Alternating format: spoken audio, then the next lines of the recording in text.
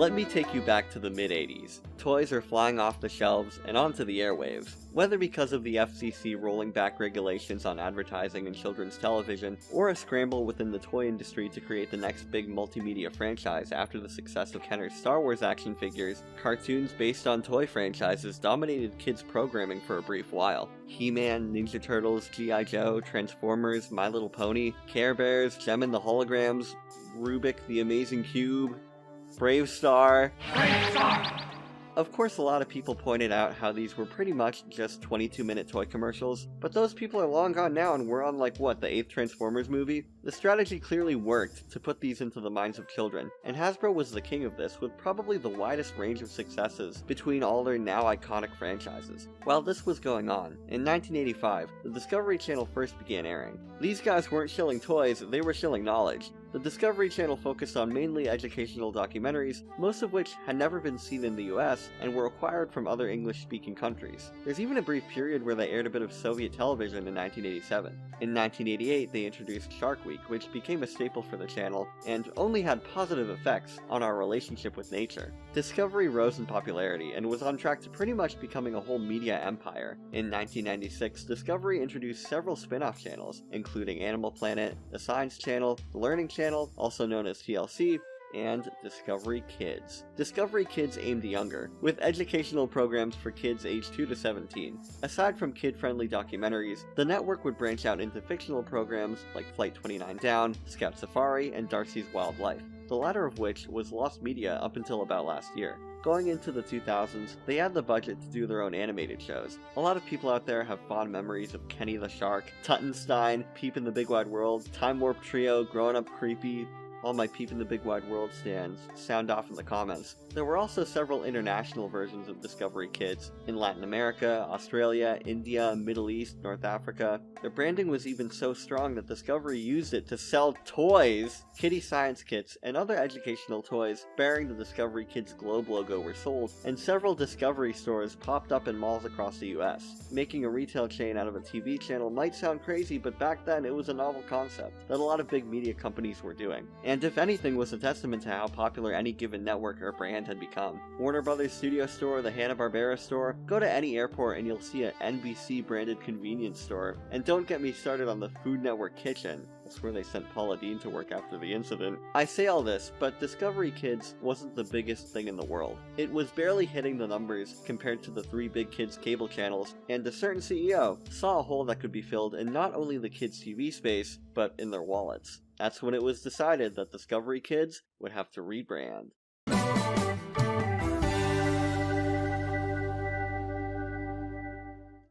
Discovery Kids had been a network that parents trusted, something that was appropriate for kids with educational content and shows they could sit down and view together as a family. The last thing was the niche they were aiming to go for with the rebrand. Discovery brought on Margaret Loesch, a name you might not recognize if you're normal, but is someone who has an impressive resume with kids TV, being the main producer behind Fox Kids, one of the most powerful children's television institutions of the late 80s and early 90s. She reinforced the idea of a more family-oriented network in the age where salacious and cynical programs like Hannah Montana were corrupting the minds of the youth. Yeah, remember when parents thought Hannah Montana was edgy? I mean, before Miley Cyrus did whatever she did to make people mad, I don't know. They were targeting 6 to 11s, is what I got out of my research. At the time, it makes sense, because back then there wasn't really that much on TV for that demographic, mostly preschool shows and yeah, slightly more edgy tween sitcoms. So, a noble pursuit, if not one to make a few extra bucks. Another big ingredient in this was Hasbro, who owned a 50% stake in the network. They might have been free from the controversies of teen pop stars, but having a toy company as your partner for this venture raised a few eyebrows. This was not the 80s anymore, and people didn't take kindly to 22-minute toy commercials around these here parts. Parents groups were outraged, and animation news website Cartoon Brew referred to the new set of programming as the cruel end of creator-driven animation. So they had a lot of people to prove wrong. What did they do?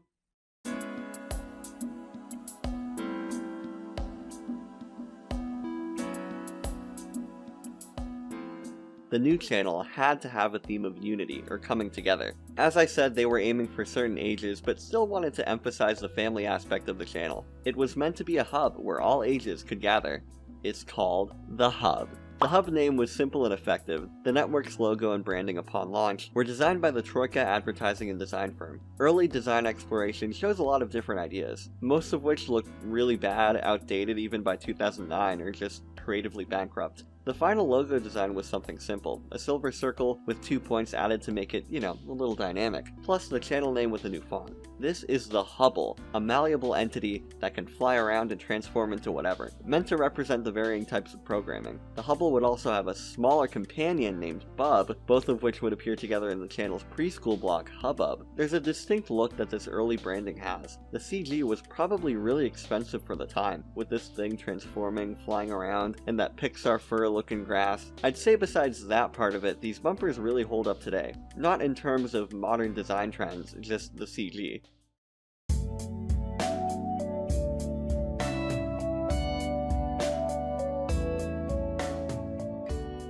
The network was propped up to launch on October 10th, 2010, or as it was referred to in marketing, 10-10-10.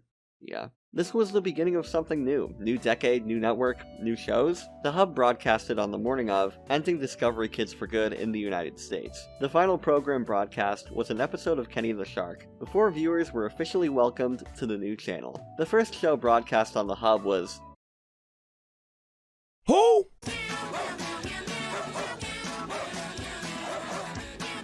Stop it. He's only a child.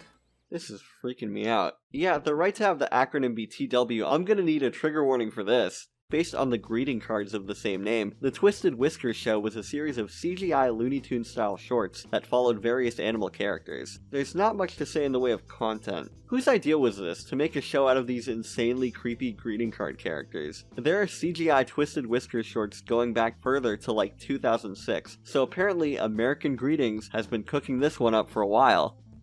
Why didn't they just start making more greeting card TV shows? I mean, it worked for Care Bears, worked for Rainbow Bright, come on, where's the Maxine and Floyd show? Besides that, the Hub had around 10 other original shows ready to go in the beginning, a few preschool shows, as well as the more well-known staples of the network. On the Hasbro side, we have shows like Family Game Night, a show based around their board game properties. From what I watched, it looked like a lot of fun. If there's one thing I love in any piece of media, it's live-action set design, and this goes crazy with it. Apparently, this was actually proposed by Margaret, and not by the Hasbro execs, which is odd because out of any shows that scream corporate synergy, this is the one. The game had two families competing in these giant Hasbro-themed challenges to win real-life prizes. It was hosted by Todd Newton, and reportedly ran for 5 whole seasons. I can imagine this doing really well on a more mainstream network. At least in my experience, game shows are the best things to watch with family, and this has enough high energy and crazy elements, enough IPs, that it would keep everyone interested.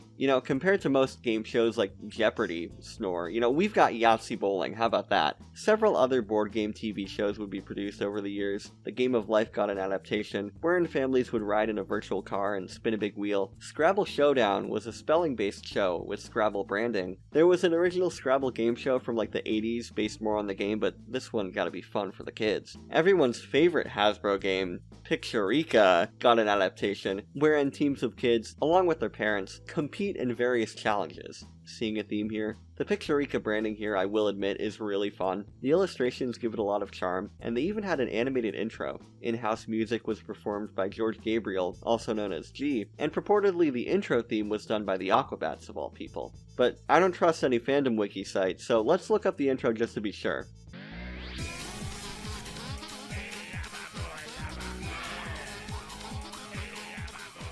I don't know, it doesn't sound like the Aquabats to me. Clue never got a game show, but was incorporated into a YA miniseries about kids who solve a mystery. This thing feels like a joke somebody would come up with. A Clue reboot with hip teens who wear loosely color-coded outfits in a show where nobody actually gets off. They even have nicknames for each other from the game like, "Whoa, watch out, Colonel Mustard." There's this secret society and something about Nikola Tesla. You don't get too attached to the characters, and as a result, it isn't an interesting watch. I'll stick to Clue 1985 starring Tim Curry, thank you very much. And I don't even think that one's too great. The ending where Mrs. Peacock was behind everything is the correct one. I should also mention Hub World, a magazine-type show that ran briefly from 2011 to 2012. Hosted by a Christmas elf, the show focuses on current entertainment news, as well as goings-on with other Hub TV programs. The first episode I tracked down opens with a spotlight on the Justin Bieber documentary, so you know when this was coming out. I should also mention that Taylor Swift had her own miniseries on here, some sort of documentary about her Fearless tour. Unfortunately, they didn't have her interact with any cartoon characters. Oh my goodness, Twilight. That looks like a Cutie Mark catastrophe. Catastrophe is right!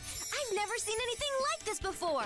2 Transformers cartoons aimed at different demographics premiered on here, Transformers Prime in the beginning of the Hub's life, which was a new take on the characters from the writers of the second live-action movie. All the standards are back, Optimus, Bumblebee, Megatron, all those, and even some new characters. I don't really see the appeal of Transformers as a franchise, and I wouldn't have time to watch enough material to give a satisfactory review of the show, so keeping in the theme of our robotic heroes and villains, I got a robot to write a review for me. As someone who isn't a fan of the Transformers franchise, I was pleasantly surprised by Transformers Prime. The show has impressive animation, engaging characters, and a well-crafted storyline that doesn't rely too heavily on prior knowledge of the franchise. The voice acting is also top-notch, adding depth to the characters and their relationships. While the sci-fi elements may not be my cup of tea, I can still appreciate the show for its production value and storytelling. Overall, Transformers Prime is a surprisingly enjoyable watch, even for non-fans of the franchise.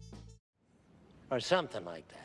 Transformers Rescue Bots was a preschool show featuring a new cast of characters, saving the day in everyday situations. It's kind of like Transformers meets Paw Patrol. I think I actually watched a bit of this on Netflix when I was really young. I remember the helicopter one being the silly one, and them having to take care of a baby, I think, and them name-dropping Optimus Prime in the intro, because, you know, he's not going to be here for this. As a Zoomer, I think a lot of these 80s toy brands just haven't been able to connect with my generation too much. I know people who like Transformers, but personally, I just have this issue relating to it. I can't take the robots seriously, I'm sorry. Strawberry Shortcake's Very Bitty Adventures was another toy show that came on day one.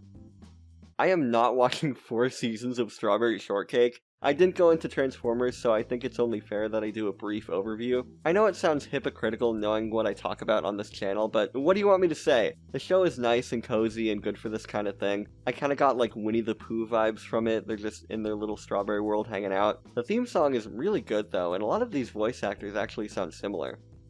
Kind of like My Little Pony, My Little... My Little Pony premiered the day of the Hub, and to say it was their biggest show would be an understatement. The series ditches a lot of the tropes that the previous MLP shows fall into for something that all ages could get behind. It had cute, colorful ponies making friends, singing songs, and baking cupcakes, yeah, but it was more silly and cartoony with some fantasy storytelling thrown in. Lauren Faust was brought on, who had an impressive track record with work on a lot of Cartoon Network shows. For what it was, it had great humor, songs, art direction. I've talked enough about My Little Pony on this channel, you guys get it, but I will say that out of most shows that the network aired, this one seems relatively safe. A cartoon from an established industry voice based on one of Hasbro's most popular brands, even if it didn't bring people to the network, which it did, don't get me wrong, it would at least pay for itself in like DVD sales. But what do I know? Hasbro's cash horse couldn't be stopped. By around 2012, they had ponies, Care Bears, Strawberry Shortcake, and soon... This is a segue into Littlest Pet Shop, buddy. Come on, try and keep up. Littlest Pet Shop premiered in November 2012, based on the toy line of the same name. It stars Blythe Baxter, a girl who has the uncanny ability to talk to animals. The show follows her daily adventures of hanging out with the pets at the titular pet shop, while chasing her dreams of becoming a fashion designer. The amount of DNA that this show shares with MLP is wild, and probably isn't a coincidence. A lot of the same writers, voice actors, music done by the same people. Both shows even have cold openings in each episode. Maybe they were trying to have another MLP, huh?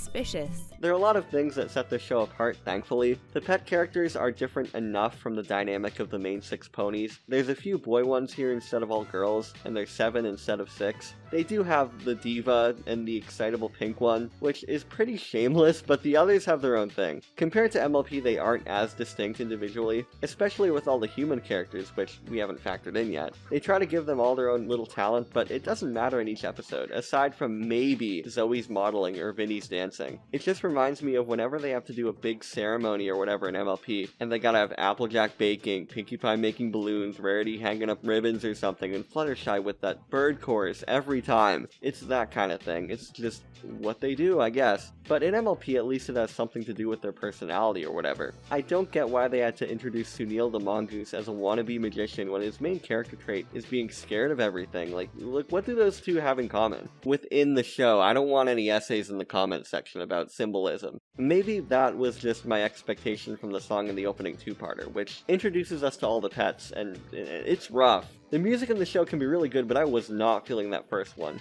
Catchy, but if somebody walked in on me listening to We're the Littlest Pet Shop Pets, I think I'd have to flee the country. The art style I thought had some charm to it, very angular with a lot of bright desaturated pastels in these backgrounds. It makes the characters stick out a lot, which I appreciate. It's very clearly a real-life setting, but it's got a nice bubblegum pop flair to it. The offline art is also a neat touch. All the characters in line with the toys have these gigantic detailed eyes. I can see those putting people off. On the pet characters, I think it looks cute, but some of the humans are a little too doll-ish. I think some of the inspiration had to come from not only the Pet Shop toy line, but the Blythe dolls themselves, which are based on some Japanese doll from the 70s that Hasbro shoved into the LPS line so that collectors could use it to make customs. Loose, I'm free. The pets all look cute. These came out with the later versions of the toys, which were more cartoony, angular with these over-the-top colors, and had way more species than just dogs and cats. I know a lot of people prefer the original from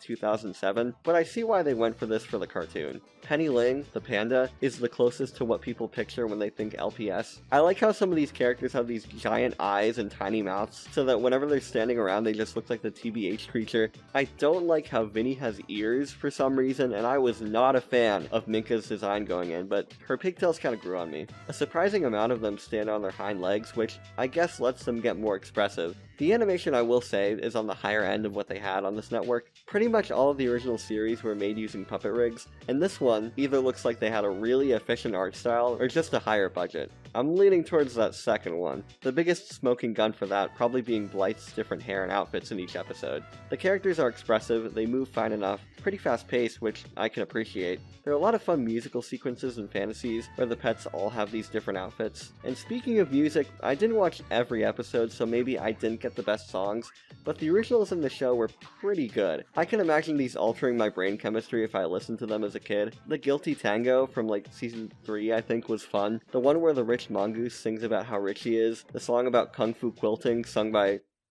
oh. Haha, X-person who did something for a cartoon also got caught doing horrible IRL things. Alright, buddy. I'm only doing one of those, and it's gonna be for the Aquabats review, so let's move on. Dance Like You Know You Can? Absolute banger. I'd compare it to Phineas and Ferb, where most episodes have a song, so it's not too special when it happens. A lot of the ones in LPS are pop songs, unsurprisingly. Thankfully, this was long enough ago so that they sound more endearing instead of dated. And trust me, there's some dated stuff in here, like the parodies of Toddlers and Tiaras, or Shark Tank, remember Shark Tank? Or how about the viral video episode that every kids cartoon from 2012 had to do? Well, it's not really a viral video, but it's the same thing, where they feel the need to explain what memes are to the kiddies, and they use the word hits to mean views, which is so 2012. I can't believe the cutoff for doing plots like this in cartoons was, 2018, with Wreck-It Ralph 2? Sunil is a worthless bum, alone on a pile of bricks. Blythe, as a character, is just a girl who likes fashion. They make her likable, though. She's clearly meant to be some sort of role model for the kids watching. She wants to do what's right, stay out of trouble, eats her vegetables, all that. She has the same voice actress, so her voice dips into sounding like Rainbow Dash, or even Applejack during the Toddlers and Tiaras episode. A lot of the other characters, I had to deduce who they were. The lizard is Snails from MLP, Buttercream the bunny is Cozy Glow, Monkey is Diamond Tiara, the two mean girls have the same singing voice as Pinkie Pie, so that was distracting. The other human characters do what they need to do.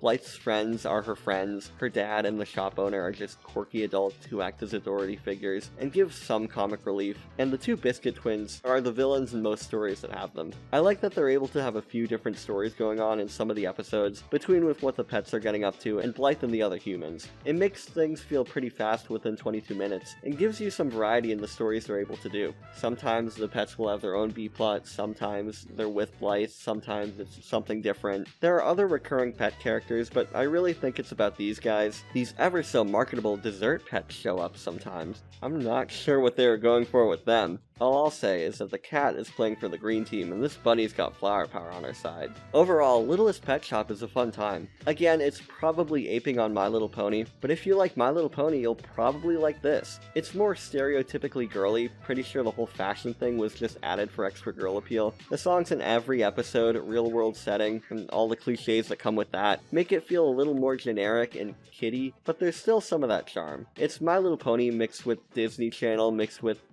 Rugrats. I don't know, we all know what the true LPS TV show is. Let's face it, Brooke. Your problem is that you're 100% peanut butter and jealous of me. Now, it's great, but if it's too ponyish or girly for you, don't worry. Think of the LPS cartoon as the middle of a spectrum. On one end is My Little Pony, and on the other is Pound Puppies. Pound Puppies is technically a toy franchise, but this cartoon can really be seen separately. Anyways, Pound Puppies started out in the mid-80s as a series of plushes sold by Tonka before they were absorbed into Hasbro. I'll let Doug Walker describe them to you. Their marketing gimmick was far too clever to overlook. Buy one of our cute, sad little puppies or else they get the gas. Yeah. There was an original cartoon produced by Hanna-Barbera that had a group of puppies working inside the pound, trying to find homes for the dogs who were sent there. There are a few things besides that were translated into the reboot, but they really went in a new direction with it. And you know what? That was probably for the best because I nearly fell in love with Pound Puppies 2010. There's not much info about the behind the scenes of this show that I could find. 2 of the 3 creators were also the creators of Recess, and if the IMDb trivia section didn't tell you that, then the intro sure will.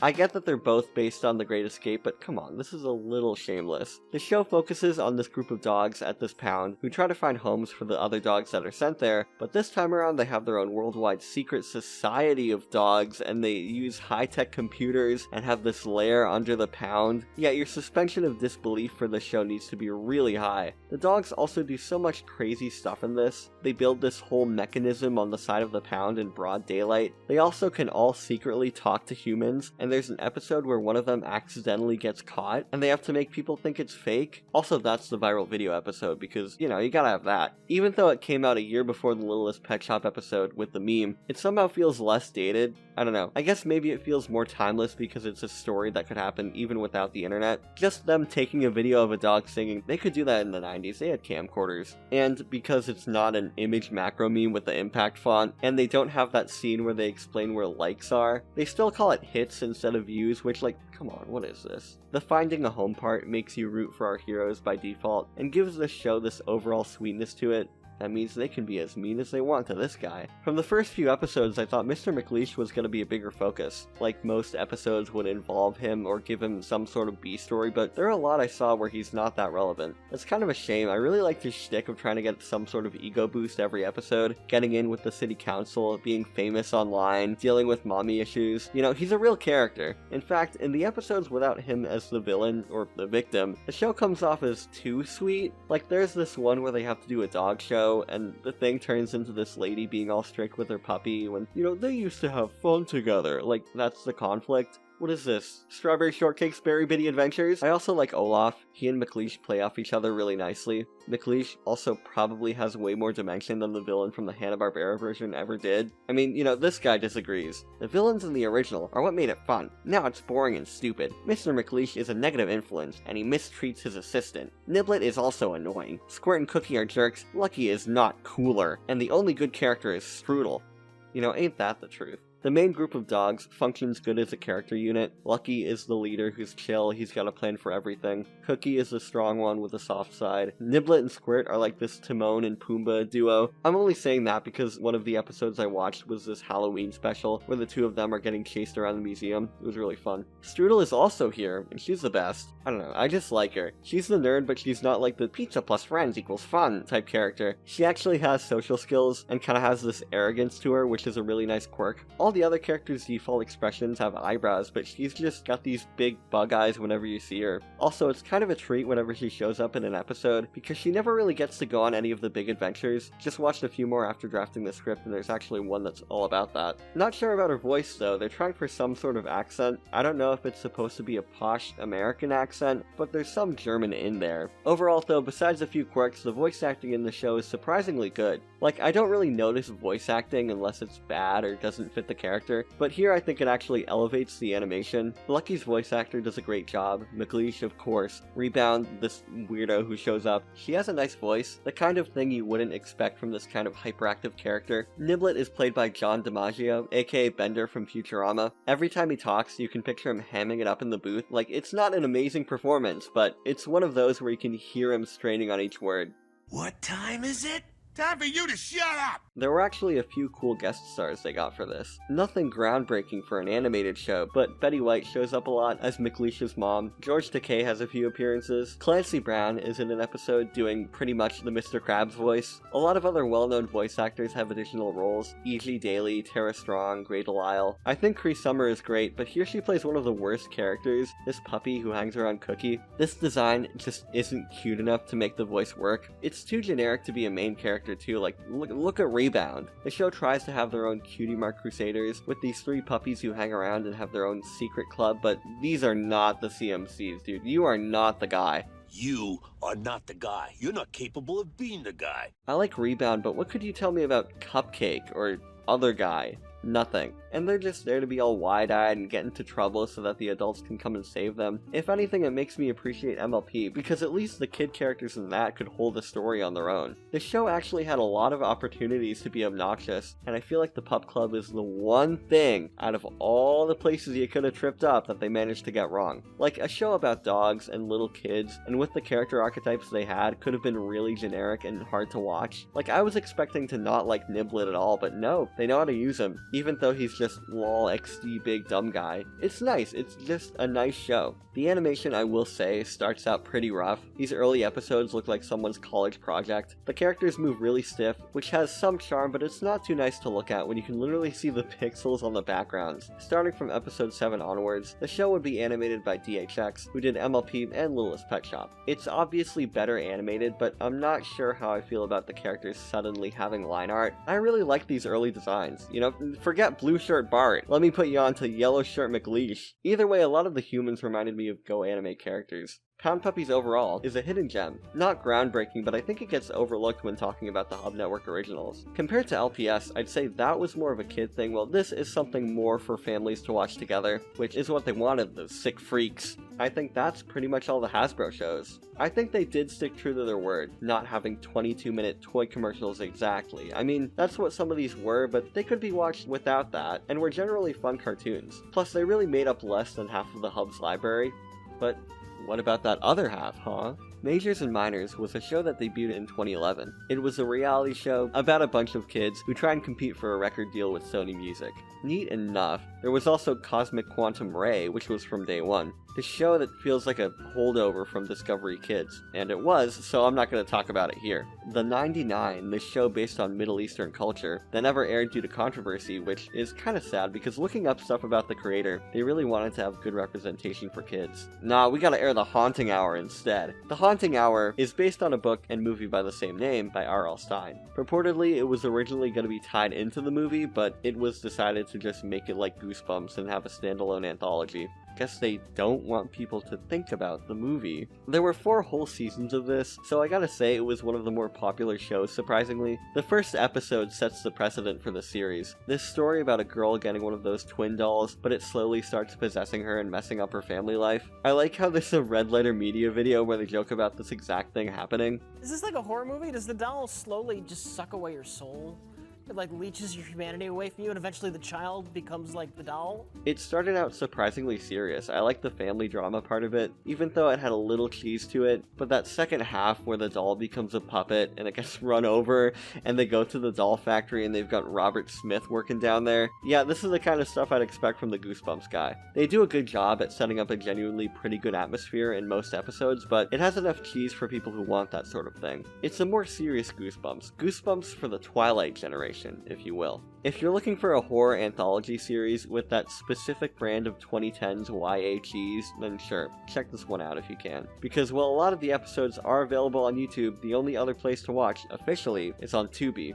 In Spanish. Yeah, there's no official English release on streaming if you don't want to buy it. Is it a rights thing, or did they just not want to put it out on here? Similar in genre, we have Spooksville, a show about a kid moving to a new town, where things aren't what they seem. It's one of those. Like the Clue series, I get that there would be an audience for it, but it reminds me of something like House of Anubis on Nickelodeon. Like the show that's too boring for kids and too kiddie for the people who actually want something like a dark academia mystery. The kid with the glasses looks way too much like my brother too, so, you know. We'll be right back after these messages.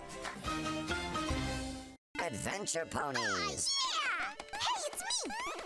Dragon trouble. Mini pants, take that! Applejack smack. Yeah! Oh no, a Hydra. Whoopsie whoopsie! Rainbow dash.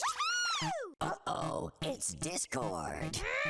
Elements of harmony unite. You win. My Little Pony. Saturdays, only on the Hub.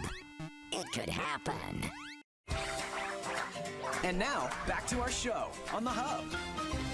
So cartoons that weren't driven by a Hasbro toy. While the toy cartoons might have been inherently controversial, with backlash from parent organizations worried about the effects of advertising, the original animated series had to at least be welcomed by the media at the time. It's SheZow, isn't it? It's gonna be SheZow. Alright, Jagoff. SheZow follows Guy, that's his name, a kid who gets a ring that can give him superpowers. The problem is that the ring belonged to a female superhero, so now he's, quote, gotta save the world dressed like a girl. With an already dated premise, SheZow doesn't have too many high heels to stand on. Aside from the main thing, which wasn't really as uncomfortable as I thought it was going to be, this felt to me like the poor man's Johnny Test. Like, this premise could have been one episode of Johnny Test. And besides that, you got the rambunctious brother, the uptight sister, a secret spot in their house with a computer, bunch of random superhero stuff, really cringy jokes. I will say that it did make me kind of nostalgic for superhero shows from that time. Your Danny Phantom, Powerpuff, etc. What am I saying? Danny Phantom was 2004, and this is like, what, 2011? The dynamic is interesting, the brother being the one who's the superhero, and the sister being a nerd who knows all the lore. The nature of the secret identity also adds a new angle to it, but from the episodes I watched, the girl stuff is barely a focus. It's only used for a few gags and the million billion puns with the word she. In my research, I found a ton of articles about how the show is either a triumph for representation, or is this horrible indoctrination meant to confuse kids and poison the minds of this generation. Nobody past 2013 even acknowledged the show in the mainstream, so maybe it didn't do either, people. It started out as a pilot on Disney Channel of all places. You know, I thought this was news to me, and then I realized it was on Shorty McShortshort's Shorts. You know, it's a shame there's only one video that talks about the show, and it's by...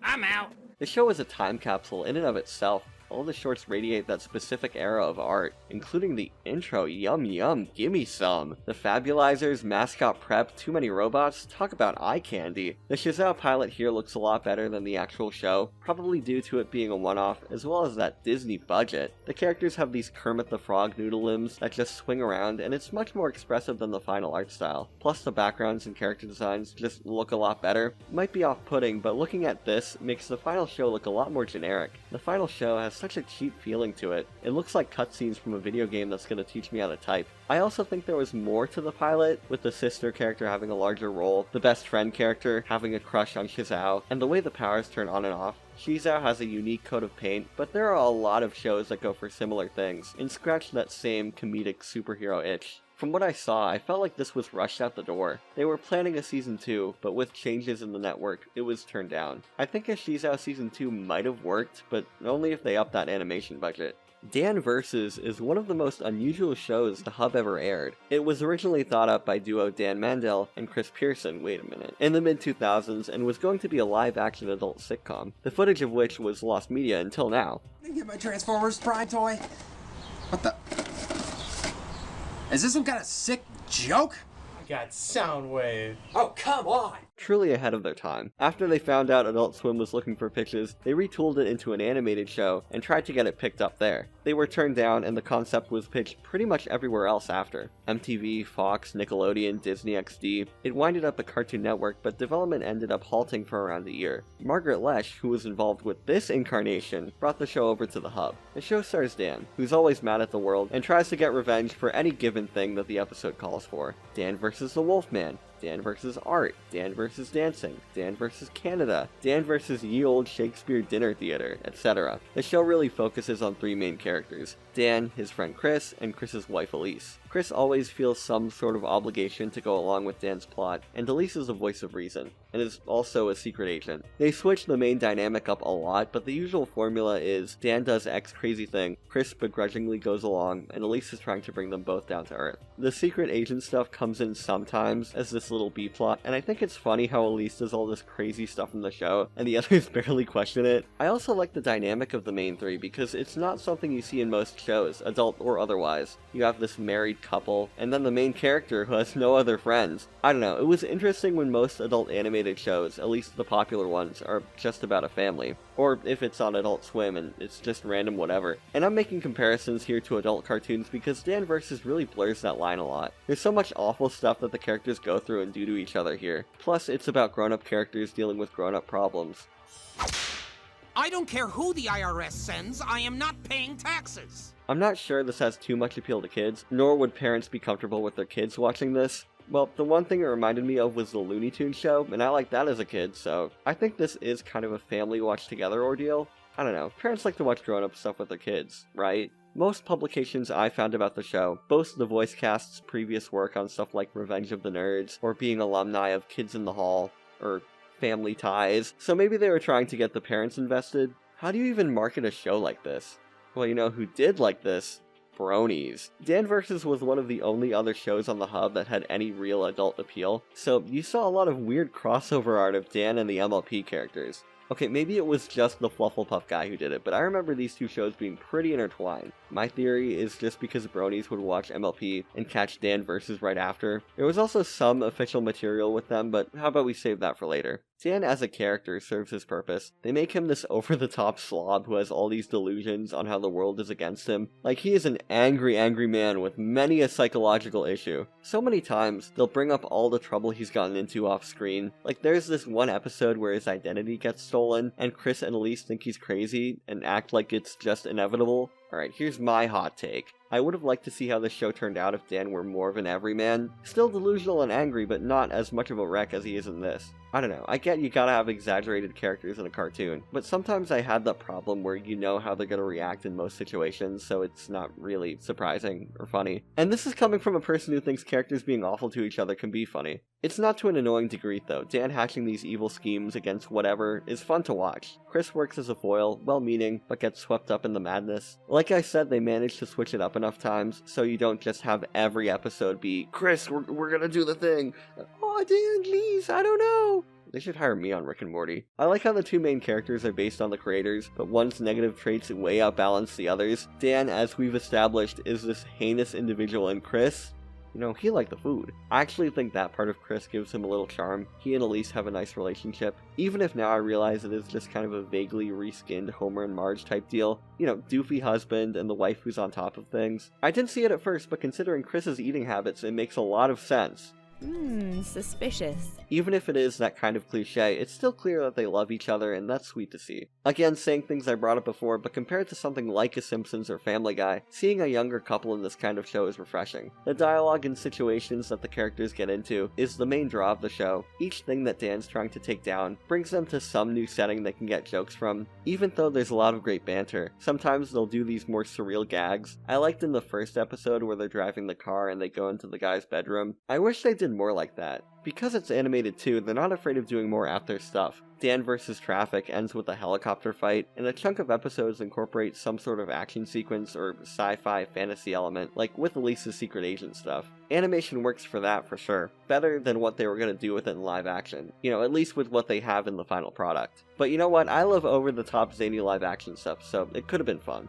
Dan vs. was destined to become a cult classic. Arguably, it was out of place on the hub, but the way it is, I don't see it having an audience on any other channel at the time. It would have gotten buried on MTV, it doesn't stand out enough to be a primetime show they'd air on Fox or Comedy Central, feels too safe for Adult Swim. Apparently when it was at Cartoon Network they were getting buried in studio notes, so I doubt Nick or Disney XD would be too kind to it. Calling it now, in the universe where Dan vs. aired on Disney XD, Dan is a 10-year-old kid who rides a skateboard. There was some sort of mandate that every Disney XD show had to be about that. Draw fan art of that for me, please. At least on the hub, it reached a niche. The bronies were kind enough to it. Dan vs. was a fun watch. Thumbs up in my book. I'd say give Dan vs. a try if you want something like a Clone High or a Total Drama. I always associated it with that sort of niche. It really depends on if you like the characters or not, so just know that going into it. It's got a lot of fun banter, a lot of cool different episode concepts with the show's gimmick, but I gotta bring up the negatives before we leave. I know the pace or density of jokes per episode doesn't immediately make a show better, but I thought a few of the episodes I watched were too slow. Like, there are a lot more opportunities for fun moments that I don't think they took. What also doesn't help that is the animation.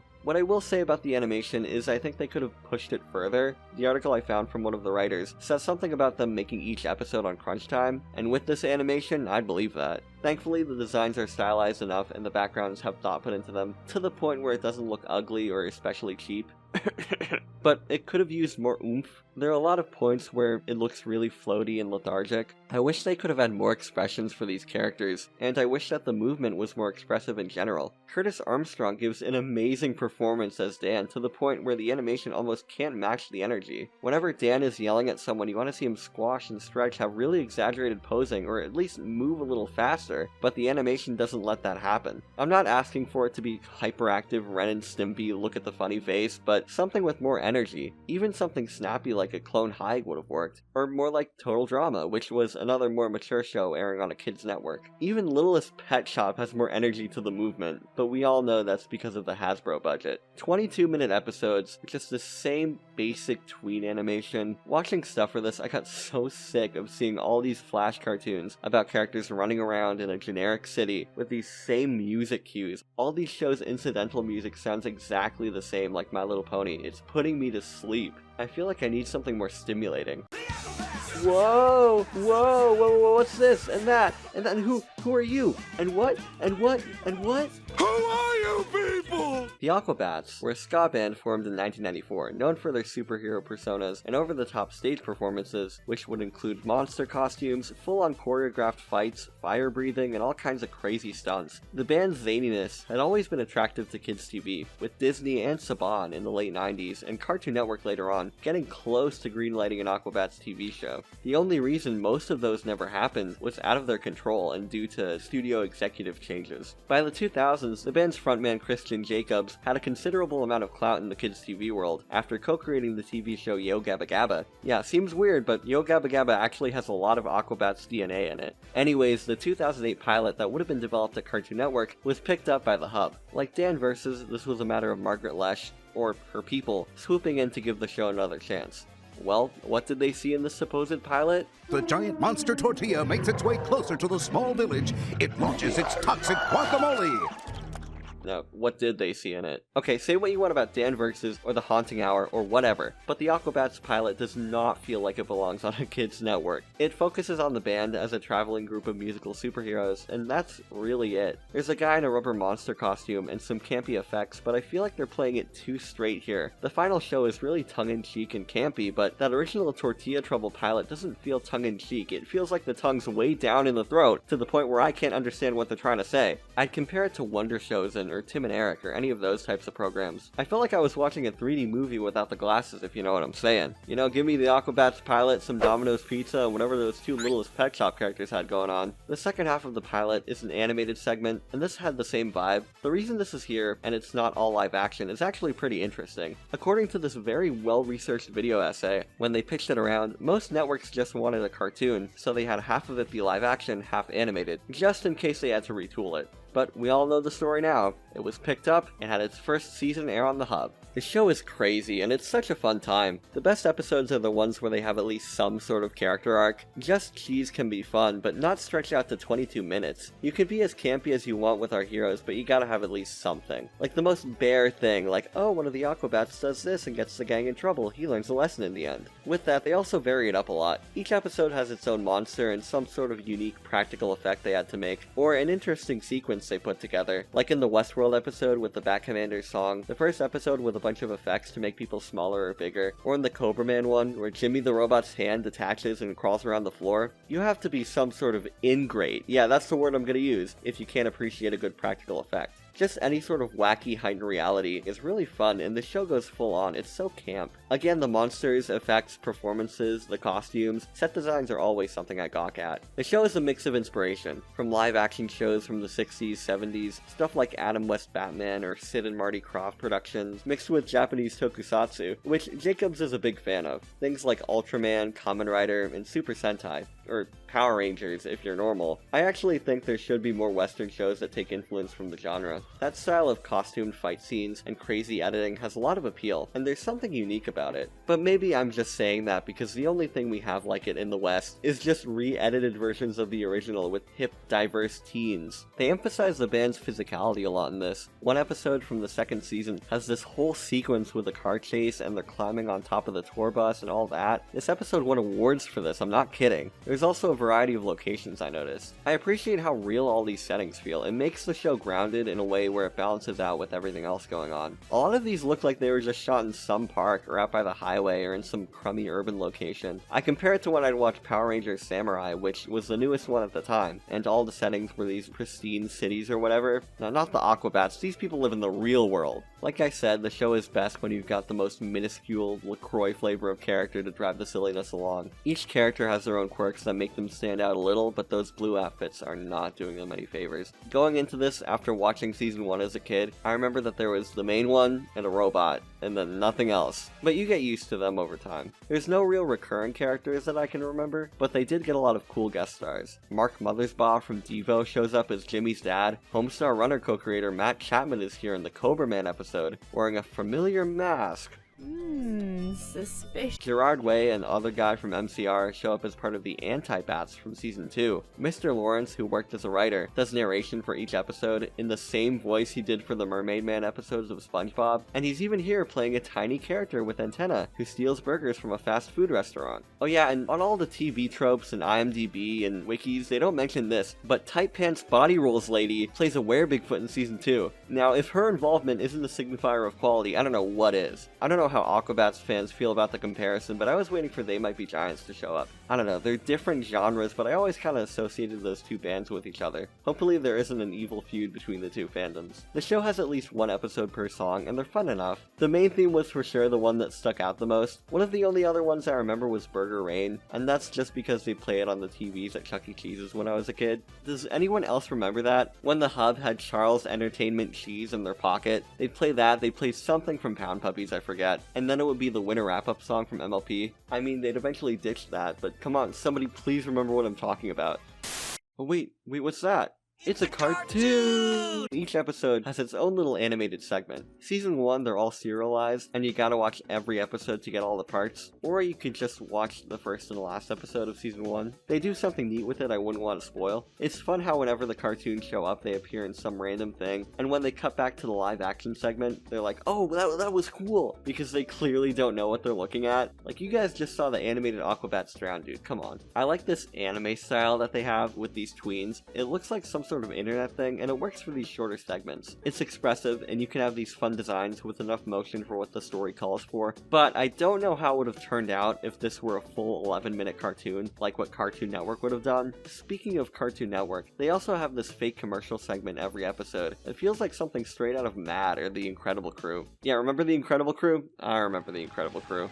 The fake commercials are actually one of my favorite parts. It's fun seeing whatever wacky product they come up with. Season 2 would incorporate cartoons as well, but they would all be their own thing and not connected. I would totally recommend the Aquabats Super Show, even if you aren't a fan of the music. That was barely a factor in my enjoyment, but it's a nice plus. Just know what you are getting into, don't expect something super mind-blowing or even that unusual for its time. The effects are fun, but this isn't Hollywood level of production value we're dealing with. It's amazingly charming, but do be ready to see stuff like the whacked out digital effects, or in the Thing parody from Season 2, where they do that cartoon trope where someone hallucinates their friend as a steak, but it kinda looks like a piece of human waste. This screams early 2010s so random, but in that boy-flavored Cartoon Network way. But who's to say that isn't fun? Like, you put a song in your TV show called Burger Rain, you'd get laughed off the air today, but this was a different time. The Hub centered a big part of their branding around their superhero shows, most of which were just syndicated or acquired from other studios. The other big superhero property that they had exclusively, besides, the Aquabats, or SheZow, was Stan Lee's The Mighty Seven. For those who don't know, Stan Lee, yes, is attached to a lot of Marvel characters, but as a human person, he's still able to make his own stuff and put his name on it, separate from Marvel. Nothing to the level of what he's known for there, but there have been a lot of Stan Lee ventures based around his credits alone. Remember Stan Lee's reality show, where people compete to become superheroes?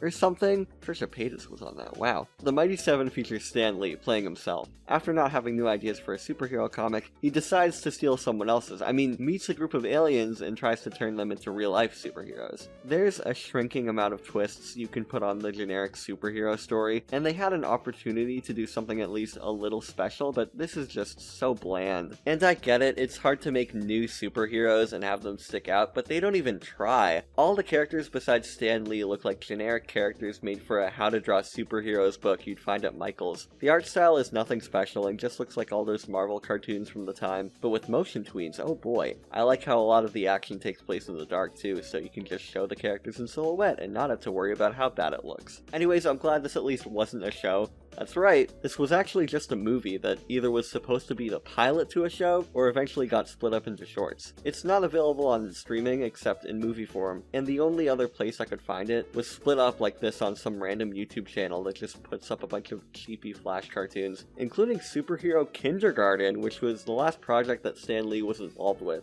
I know I've been harsh on this random weirdo movie, but I should put some respect on Stan Lee's name. Admittedly, he is the best part about this thing. Wow, you are one fast woman, and hey, I mean that in a good way. And there's all the things I want to talk about in detail. And there are some others, but nothing that would be worth my time to sit down and talk about in any way, like Secret Millionaires Club starring real-life billionaire Warren Buffett and a bunch of kids. Oh no, what's that? It's the jokes they're writing themselves! Teenage Fairy Tale Dropouts. I don't know if I've actually seen this one before, but it looks like one of those cartoons that nobody remembers but has an incredibly niche online fan base. Like, look at this guy with the emo hair, come on. One of the last shows that came on the Hub was Kid President, Declaration of Awesome. Listen, if you weren't around for Kid President, I don't know what to tell you. That's your homework for this video. Look up who Kid President is, because you just had to be there. I'm gonna be frank, this doesn't sound like an especially good lineup of shows to air on a network like this, but the Hub had acquired enough older shows to fill in the gaps. A pretty impressive catalog, actually. Older WB stuff, like what Margaret was doing with Fox Kids. Animaniacs, Tiny Toons, Batman and Superman Animated, Batman Beyond, the OG Goosebumps. They had a lot of sitcoms, stuff from the 80s that were probably meant to draw families in to watch. Fraggle Rock had a home there, 80s Transformers and G.I. Joe, but no old MLP, even though ponies were the biggest thing on the network. What makes these shows special is not that they air them on the Hub, but the fact that they had so many creative promos, not just for their syndicated stuff, but for all their shows.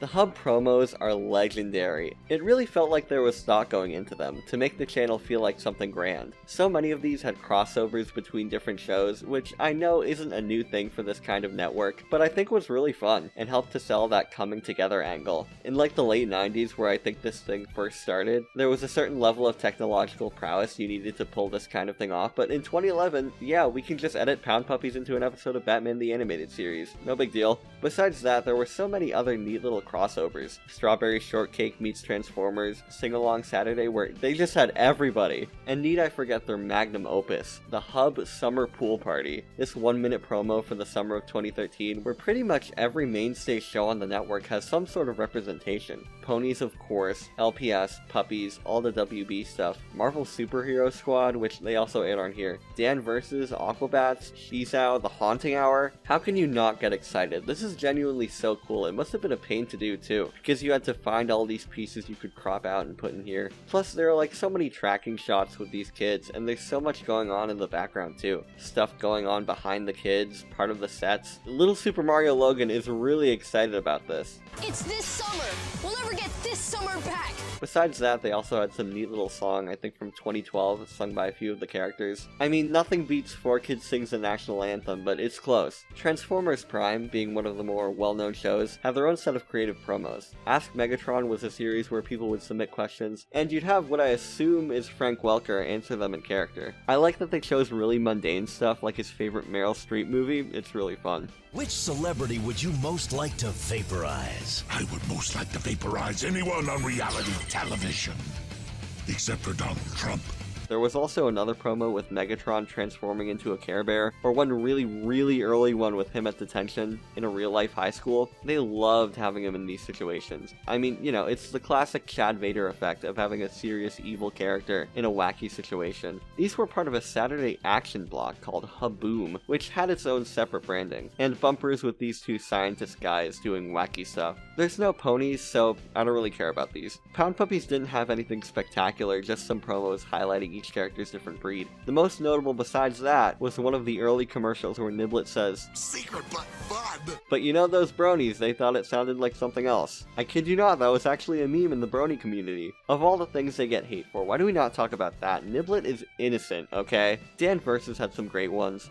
Breaking Dan! No! Law and Dan VSU! I hate judges! Who pays you people? But mainly Dan vs Pinkie Pie, which is iconic. They even did another, these two were inseparable. My Little Pony really was the darling of the network. A lot of these MLP promos went down in history. For April Fool's Day, they would do these ones like My Biggest Pony, with a whole new remix of the theme song. Another, there's this Cowboy Bebop, or Firefly, I don't know, the parody with Spike. Another crossover has the LPS characters with the ponies, with the main joke being that Blythe and Rainbow Dash sound exactly the same. Hey ponies, check out my impression of Rainbow Dash. Hi, I'm Rainbow Dash. Nice try, Blythe. Besides Blythe and Co., you also had some other legendary ones with ponies interacting with real people, like when they had the royal wedding and had Tori Spelling show up for a few bumpers, or in the season 3 finale, with 2013 Miss America winner Mallory Hagan hosting alongside Twilight and friends. Twilight Sparkle, you really did prove that friendship is magic. Thanks, Miss America. There's another promo that's a parody of the original iPhone ads, but with the pony characters, but you know. I think we're forgetting the GOAT, the OG. An adaptation of California Girls, sung by Pinkie Pie about the show. It does not get much better than this. This also had one of, if not the first brony shoutout from an official thing, because this was really early in the show's run. Hey there. Ponies also had their own Q&A, but I gotta say, it's not as fun as Ask Megatron. Mostly because the questions are really bland, and half the time they won't even give a real answer. The live-action kids will be like, "Fluttershy, what's your favorite animal?" And Fluttershy will be like, "I like them all." At least Megatron had the gall to say he wouldn't vaporize Donald Trump. The last big crossover things were these 30-second holiday special promos, and some just for individual shows. What's really impressive is the amount of people they would get to reprise their role for some of these promos. Like, yeah, you've got current show actors, Curtis Armstrong did some Dan vs promos, John Delancey had some with MLP, but they got the original voices for the Animaniacs back, characters from Fraggle Rock come back from when they had their 35th anniversary Fraggle Anniversary Marathon, and they even got Alf back from his job at the Food Network kitchen with Paula Deen. The bumpers with all their different eras are a real treat too. Huge shout out to the official Hub YouTube channel for uploading most of these. Call me Bob Chandler, because do you realize how much lost media you guys prevented by putting these out there when you did? You usually never see networks do this, but the Hub knew. they knew. As for certain eras of bumpers, I know this green grass looking thing and the plain color coming up next screens should be lauded for being the OG, but I like the era that came after it, from late 2011 to 2012. You have this neon text, that same hub font, but I don't know, it tickles my fancy a lot more. I like the aesthetic. I don't know if it's Fruitiger Aero, Fruitiger Metro, just whatever aesthetic they had on the 2008 version of Sorry. I won't discount the summer 2011 bumpers though, because those are a museum of early 2010s aesthetics in their own right, with these notebook doodly designs. In late 2012, early 2013, they introduced the slogan, "It could happen only on the hub," which didn't catch on, but you do see in a lot of these bumpers. They started having these bumpers with these real-life families, and this is where it started to go downhill. Previous branding looked relatively expensive to make, like those early CGI bumpers are pretty impressive, especially compared to later around 2014, with just these blank colors. I think around here is when the branding stopped trying to be cool and started trying to appeal more to families. And they worked. These aren't cool, these are really boring. There was clearly some shift going on. Along with these, it was when they'd stopped doing the more creative bumpers and promos. Before we get into that, I think we need to talk about one more aspect of the hub. The website.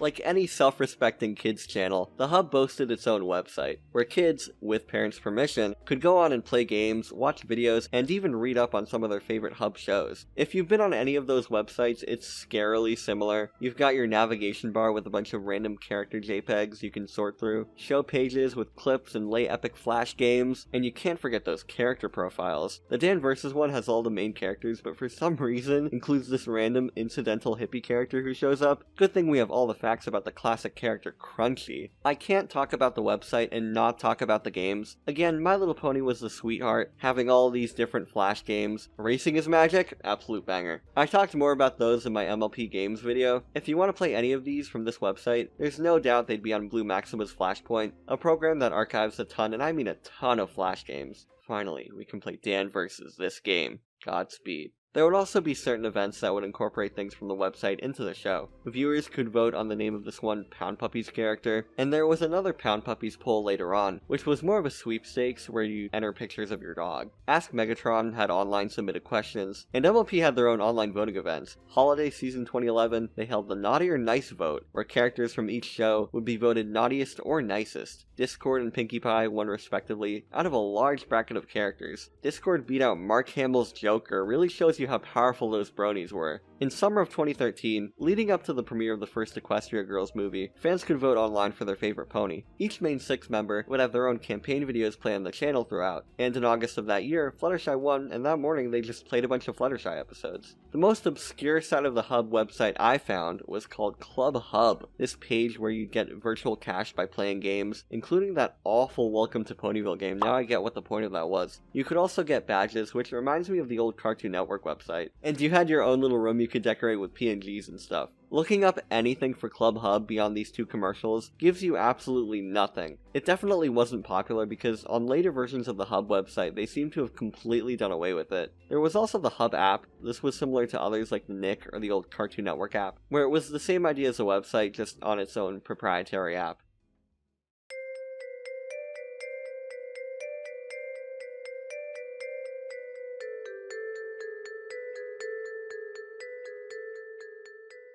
At the gates, there were reports that the Hub network might not have been worth as much as Hasbro and Discovery thought. I don't want to make any bold claims without knowing the facts behind the scenes. The Hub was a force in early 2010s for kids TV, but not one to be reckoned with. All I can say about the supposed failure is really speculation. Okay, when I was a kid, you had 3 big cable networks: Cartoon Network, Disney Channel, and Nickelodeon. Cartoon Network was Channel 52, Nick was 55, and Disney was 67. The Hub network, along with Disney XD and T-Nick and Boomerang and all those, were somewhere around Channel 314. Not sure if that was the situation for a lot of people, or if a lot of people just didn't have the Hub bundled in with their family's cable packages, but it wasn't the first thing I was watching after school. Nobody on the playground was quoting Pound Puppies or The Haunting Hour. Multiple comment sections I found from around 2014 also mentioned the Hub's lack of newer programming, past that initial hype. My Little Pony was a draw for people, for sure, but it seems a lot of people didn't have anything to keep them there. Compare their programming to something like Cartoon Network, which was going through kind of a renaissance announced at the time, and was probably drawing a lot of eyes away from the hub. They had their big hitters in 2010, but they just kept putting resources into shows that stood alongside those and kept people watching. There also could have been the issue of casting too wide a net. Like, I'm sorry, but airing Care Bears on the same network as Dan Vs. with very little delineation between different blocks might get some people confused. Later on, one of the Transformers executives would say something about the hub's programming being mostly targeted at girls, and while I don't think that's entirely true, being known as the My Little Pony channel might have been a turnaway for certain audiences that would have liked something like a Dan Vs. or Aquabats. The hub had interesting branding, some would say, I mean, that's what I would say, but that couldn't save it. In June 2014, Margaret Lesh stepped down from her position as CEO.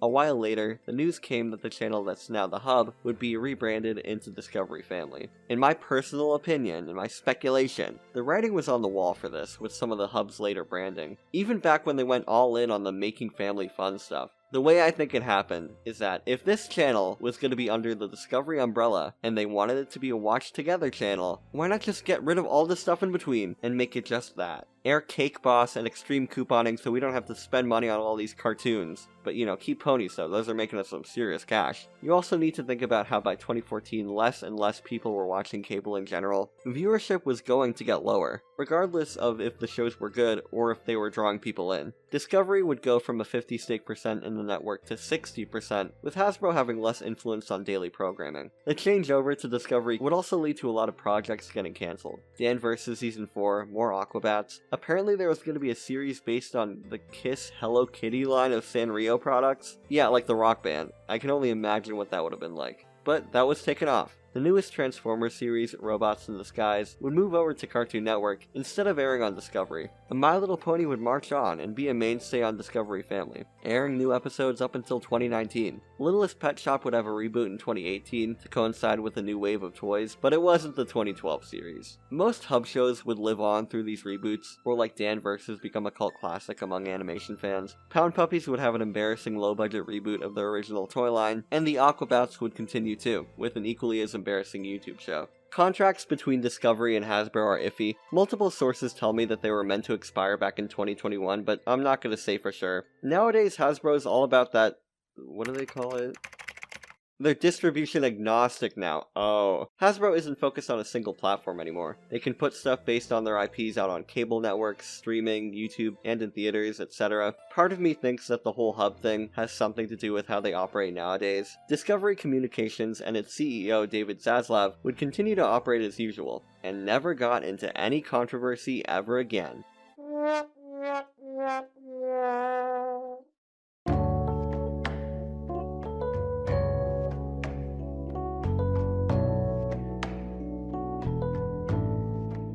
The Hub Network is truly a media time capsule, with shows that feel like they only could have come out at that time, and branding that reeks of the aesthetics of back then. It only ran from 2010 to 2014, only around to see the first half of the 2010s, and you know what? I wouldn't have it any other way. When you think of the Hub, besides the one network that MLP used to air on, you think of that specific era. It's one of those things where you realize you should have appreciated it while it was still around. Looking at these old promos, you have this overwhelming feeling that they were trying to make this work, against all odds. Of course you need to take that step back into reality, and realize that a bunch of cartoon characters superimposed onto some kids in a pool means nothing, and is just there to sell you stuff. But you see that, and you feel like it's the little network that could. That ragtag group of weird shows that nobody wanted. And My Little Pony.